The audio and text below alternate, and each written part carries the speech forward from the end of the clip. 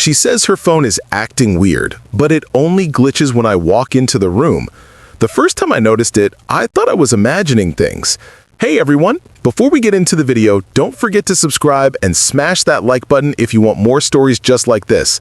Thanks for the support. My name is Mike, and I was 26 years old when my entire world started to unravel. Not with a bang, but with the subtle, almost imperceptible glitch of a smartphone screen. The first time I noticed it, I thought I was imagining things. My girlfriend, Kayla, and I had been living together for about a year, and our life in our small, sun-drenched apartment felt like a carefully constructed haven. We had our routines, our inside jokes, the comfortable silence of two people who knew each other's rhythms.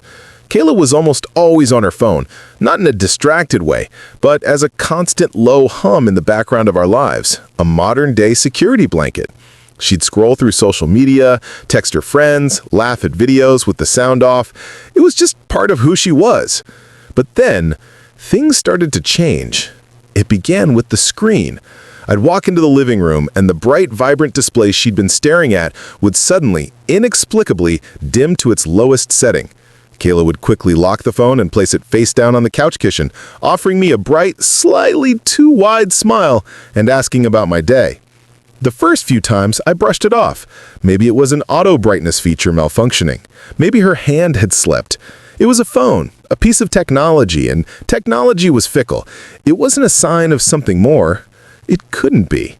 But the instances became more frequent, more patterned. I'd come home from work, and as I turned the key in the lock, I'd hear the telltale click of her phone screen locking. I'd walk into the bedroom while she was getting ready for a night out, and the phone she was propped up against the mirror would suddenly go black. She'd always have a plausible excuse. "Oh, the battery's dying," she'd say, even though I'd seen it charging 10 minutes prior. Or, "This new update is so buggy it keeps crashing." I wanted to believe her. Trust was the foundation of everything we had built. To question her felt like chipping away at that foundation with a small, suspicious hammer. So I kept my thoughts to myself, swallowing the strange metallic taste of doubt that was starting to creep into my mouth. I started paying closer attention, not just to the phone, but to her. The way her body would tense slightly when I entered a room while she was typing. The quick, furtive glance she'd give the screen before putting it away. It was a symphony of small, subtle movements that, when played together, created a dissonant chord of alarm in my mind. I told myself I was being paranoid. I was creating a problem where there wasn't one. But the glitches continued, a silent digital secret passing between her and the glowing rectangle in her hand, a secret that seemed to vanish the moment I came near. The paranoia I had tried so hard to suppress began to blossom into a full-blown, gnawing suspicion. It was no longer a collection of random coincidences. It was a pattern, a predictable behavioral algorithm that I could almost set my watch to. I started conducting silent, solitary experiments in my own home. I'd leave the apartment, walk down the hall, and then quietly turn the knob, opening the door just a crack to peek inside. Without fail, if she was on her phone, the screen would be bright, her face illuminated in its bluish-white light. The moment I stepped fully into the room, a visible ripple would go through her. Her thumb would freeze, her eyes would widen for a fraction of a second, and the screen would go dark or dim so drastically it looked like it had been shut off. She was fast, incredibly fast, a digital magician performing a trick of misdirection where the phone was the rabbit and her pocket was the hat. The notifications were the next piece of the puzzle to fall into place. I began to realize that I never heard her phone buzz or chime anymore, not when I was around. I'd be in the shower, and when I came out, she'd be staring at her phone, a small, private smile on her face. When I'd ask who she was texting, she'd say, "Oh, just my mom," or "It's nothing, just a stupid group chat." But the evidence was on the screen itself. I once caught a glimpse of it over her shoulder before she could hide it.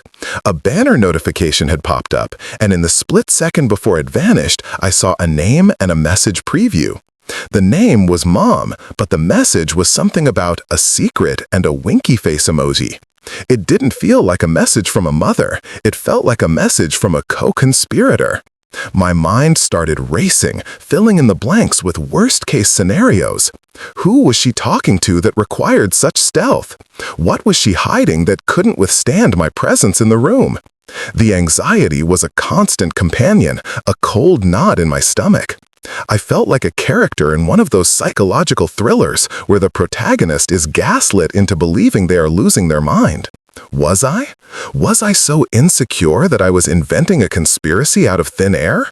Or was my intuition, that primal gut feeling that screams when something is wrong, trying to send me a desperate message? I watched her one evening as she sat on the couch, engrossed in her phone. I stood in the doorway of the kitchen, just observing. The screen was active. I took one step forward. Nothing. Another step. Still bright. It was only when I crossed that invisible threshold, the line where she would inevitably notice me, that the screen would die. It was a proximity-based glitch, a feature, not a bug. And I was the trigger. I knew then with a sickening certainty that this wasn't a software issue. This was a human issue. And I needed proof, something concrete and undeniable that I could hold on to, something that would prove to me once and for all whether I was a loving partner or a fool. The opportunity I was waiting for, or perhaps dreading, arrived on a Tuesday evening. Kayla came home from work, slinging her purse onto the counter with a frustrated sigh. She held up her new phone, a sleek model she'd gotten only 2 months ago, and declared it was basically a brick. It was running incredibly slow, apps were crashing, and the battery was draining at an alarming rate. She'd tried everything, she said, restarting it, clearing the cache, but nothing worked. In a moment of what I can only describe as fated irony, she looked at me with those big, pleading eyes and asked if I could take a look. "You're so much better with this tech stuff than I am," she said, handing the phone over to me. My heart hammered against my ribs. This was it. The phone was in my hand, warm from her grip, feeling both impossibly light and crushingly heavy.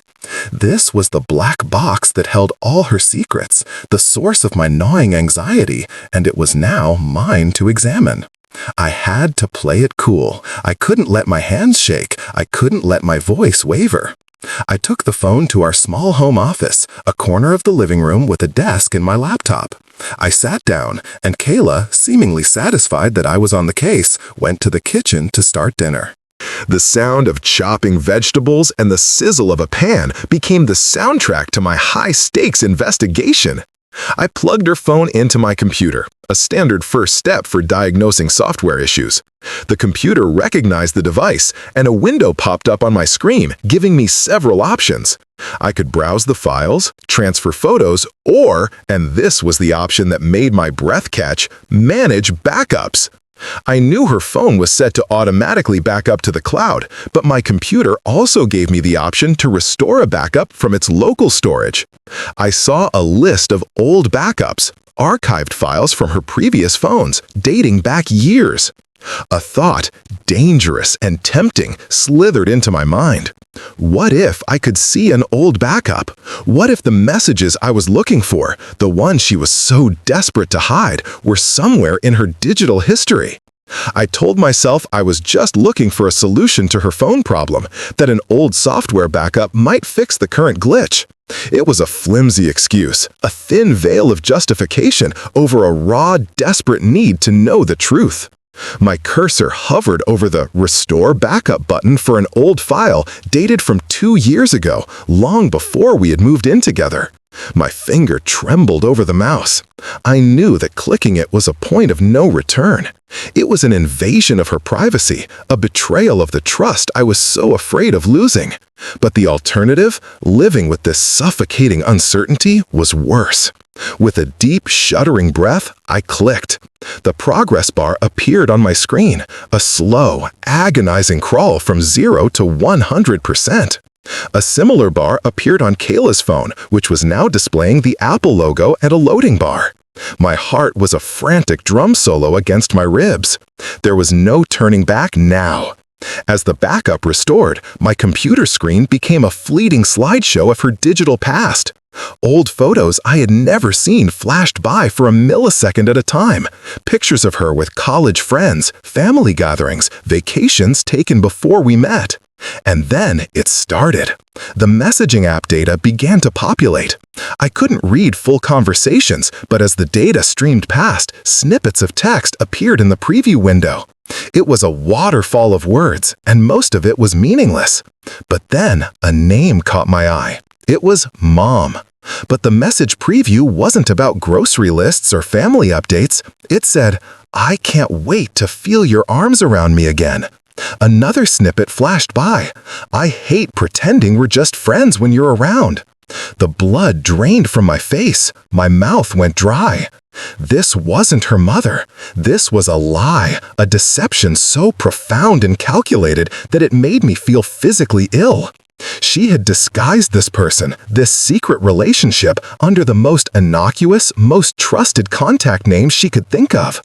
The restore process seemed to take an eternity, each percentage point a new level of torment. I was a spectator to my own heartbreak, watching the evidence of her betrayal materialize line by line on my computer screen. The messages were intimate, filled with inside jokes and declarations of longing. They spoke of stolen moments, of secret meetings, of a love that was being nurtured in the shadows of our life together. I saw messages dated from when I was working late, from when I was out of town on a business trip, from when I was in the very next room, oblivious. The phone glitch, the dimming screen, the vanishing notifications, it all made perfect, horrifying sense now. It wasn't a glitch. It was a kill switch, a security measure she had activated to ensure I never saw these messages, never saw the name Mom lighting up her screen with a love that wasn't for me. Finally, the progress bar hit 1%. The phone rebooted, its home screen looking exactly as it had before, but now I knew what lurked beneath the surface. I quickly disconnected it from my computer, my hands shaking so badly I almost dropped it. I had my proof. It was more damning than I could have ever imagined. I had seen the ghost in the machine, and it had a name, a face I couldn't see, and a voice I could now read in black and white. The next few minutes were a masterclass in emotional compartmentalization. I had to walk out of that office, sit down at the dinner table, and pretend like my entire world hadn't just been detonated. Kayla was plating pasta, humming along to a song on the radio. She turned to me with a smile, her face a mask of normalcy that now looked grotesque and alien to me. "Any luck?" she asked, her voice light and breezy. I had to force the muscles in my face to arrange themselves into a casual, reassuring smile. I had to make my voice sound calm and steady. "Yeah," I heard myself say, as if from a great distance. "I think I fixed it. I restored an old backup, and it seems to have cleared out whatever was causing the issue." I handed the phone back to her, and as her fingers brushed against mine, I felt a jolt, as if I had touched a live wire. She took the phone, unlocked it, and began scrolling, a look of relief on her face. "Oh, wow, it's so much faster now. Mike, you're a lifesaver," she said, leaning over to kiss my cheek. Her touch felt like a burn. I sat there, picking at my food, the taste of ash in my mouth. Every fiber of my being was screaming to confront her, to throw the phone on the table and demand an explanation. But I couldn't, not yet. I needed to know everything. I needed to see the face of the man she was saving as Mom. After dinner, I excused myself, claiming I had a headache. I retreated to the office, closing the door behind me. My hands were still trembling as I opened my laptop. I pulled up the phone's backup file that was now saved on my hard drive. I navigated to the contacts and found the entry for Mom. Next to the name was a phone number. I copied the number, my heart pounding with a sick, desperate curiosity. I opened a web browser and pasted the number into the search bar. I hit enter, and the results loaded in an instant. The first few links were to spam websites, but then I saw it. A social media profile linked to that exact phone number. I clicked on it.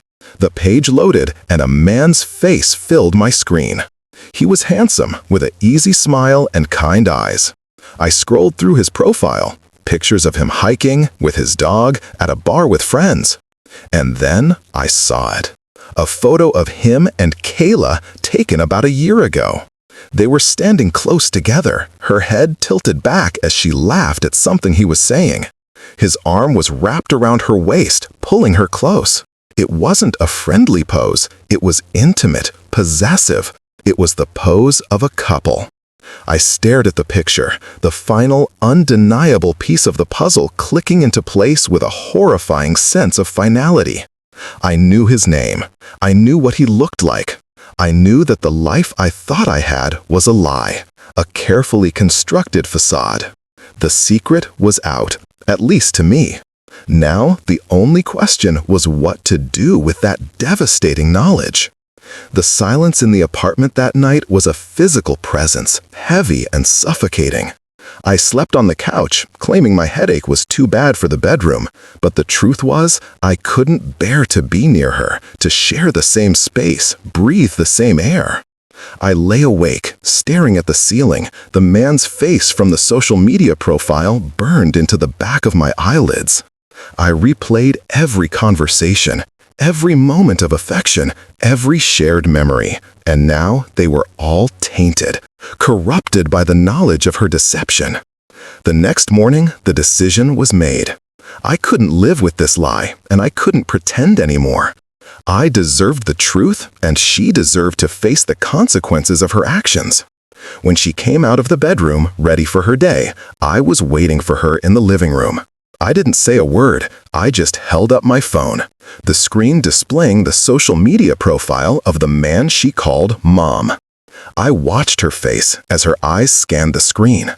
The initial confusion was quickly replaced by a dawning horror, the color draining from her cheeks. Her eyes flickered from my phone to my face, and in that moment, she knew. She knew that I knew.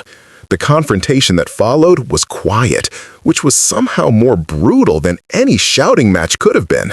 There were no hysterics, no denials. She just crumpled, the facade of the happy, loving girlfriend dissolving to reveal a terrified, tearful stranger. I didn't need to ask questions. The truth poured out of her in a torrent of whispered confessions and broken apologies. It had been going on for over a year. He was an old friend from college who had recently moved back to town. They had reconnected. She used the name Mom because she knew I would never question it, a fact that twisted the knife of betrayal even deeper. She was sorry, she said. She never meant to hurt me. She was confused. She didn't know how to end it. The words were just noise, meaningless sounds that couldn't possibly undo the damage. I listened, my heart a cold, hard stone in my chest. There was nothing left to say, nothing to fix. The trust was not just broken, it was obliterated, shattered into a million pieces that could never be put back together. I told her she needed to leave. The next few hours were a blur of quiet activity. Packing a suitcase, the sound of hangers scraping against the closet rod, the soft thud of a zipped bag on the floor. We didn't look at each other. We moved around each other like ghosts, haunting the ruins of our shared life. When she was finally ready, she stood by the door, her bag at her feet. She turned to me, her face streaked with tears, and opened her mouth to say something, but I just shook my head. There was nothing left to say. She nodded, a single, defeated motion, and walked out the door, closing it softly behind her. The click of the latch was the final, definitive sound of the end. I stood in the middle of the living room, surrounded by the remnants of our life together, and for the first time in a long time, the apartment was completely, utterly silent. Her phone wasn't there to glitch, to dim, to hide secrets.